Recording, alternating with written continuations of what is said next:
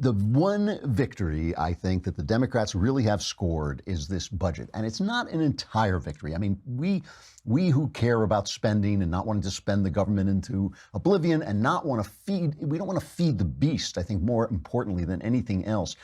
This is, I think, Trump's genuine Achilles heel is that because Trump was elected in large part because globalization helps the poor in other countries and the rich in this country, but hurts, I shouldn't say the poor, the lower middle class in this country. It hurts the lower middle class in this country, helps the lower middle class in places like China, and it helps the rich here. That is not a prescription for a happy country. That is a problem. I understand there are many benefits of globalization. I understand we want free trade and all this, but Trump understood that Americans have to put America first, and it was not helping a very wide swath of the American working class. That's why he was put in place. And because he is talking to those people and because they are suffering economically, he doesn't want to hurt their entitlements because they too want entitlements. It's not just, people in urban slums. It is also people out in the Midwest who may have lost their jobs or may feel their jobs are threatened and want to make sure their kids are not going to starve and want to make sure that those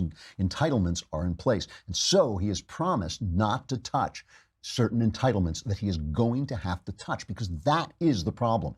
Paul Ryan is right about this. This is the problem. The problem is that these things are sucking money out of the system and they don't have to. They don't have to. Why do I say they don't have to? It's because Social Security was put in place when people died at 63. It kicked in at 65, 63. You were gone. Your life expectancy has gone up a lot since then, and there's no reason your health is better. There's no reason you can't work a little longer and collect your money later on, just like it was intended to. It was intended to be at the end of your life when you were stopped working, you got your Social Security investment back. There's no reason that age limit can't be pushed up. It doesn't have to be pushed up tomorrow. It can be pushed up for the next generation, but still it has to be pushed up to save the money, and Trump won't do it. So instead, he gets this huge bill in order to get the government funded until I think it's September. In order to get the money he wants for the military, he has to give the Democrats what they want because he needs those 60 votes. So let's hear Trump making the excuse about the military. This is why he says he didn't want to sign this. He threatened to veto it, but he did, and this is why. My highest duty is to keep America safe. Nothing more important. The omnibus bill reverses this dangerous defense. As crazy as it's been, as difficult as it's been, as much opposition to the military as we've had from the Democrats, and it has been tremendous. I try to explain to them, the military is for Republicans and Democrats and everybody else. It's for everybody. But we have tremendous opposition to creating really what will be by far the strongest military that we've ever had. We've had that from the Democrats. So if we take something for the military, they want something for, in many cases, things that are really a wasted sum of money. And it's not right, and it's very bad for our country. So now he calls for changes in the way these things are done. He says he's never going to sign a bill like this again, which is an interesting promise. Let's see if that holds. But he says there have to be some changes. And here's what he wants, is cut 14. To prevent the omnibus situation from ever happening again, I'm calling on Congress to give me a line item veto for all government spending bills. And the Senate must end. They must end the filibuster rule and get down to work. We have to get a lot of great legislation approved. And without the filibuster rule, it'll happen just like magic. I have to say, I think he's half right about this. The president should not get line item veto power.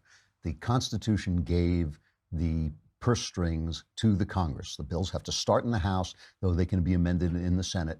And that was intentional. The president should not have the power of the purse.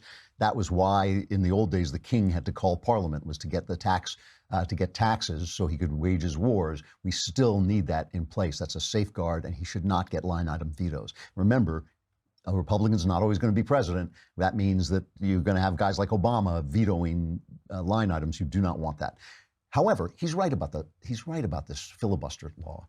It has become abused. It was not intended for this. It was intended to be like Mr. Smith Goes to Washington, a dramatic moment when somebody stood up, held the floor, delayed a bill, got some time out for them to, talk to the people, propagandize against the bill, and maybe turn the public around, maybe get people to call their congressman, and then sit down and let the vote take place. It was not meant to be a permanent 60 votes is needed to pass every law. And he's right. And Mitch McConnell is being foolish about this because I know he's a traditionalist. I know he has a lot of feeling for the traditions of the Senate.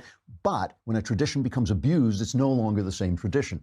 And he should get rid of that. They should definitely get rid of that. So what we're watching it really is an interesting moment. I have to say, the president is now the president. And that is one of the things Scott Adams talked about this. You can't demonize the guy forever. He is now the president of the United States. There's a full-fledged attack going on. What is happening is the media, once again, is just dragging themselves in the muck. Anderson Cooper should be sitting at home weeping. He should be sitting on the edge of his bed with his face in his hands, weeping at what has become of him. I don't care what his ratings are. He should just be ashamed of what he's doing for a living at this point, because it's all attack. If they were just reporting the news, we would see this is Republicans against Democrats.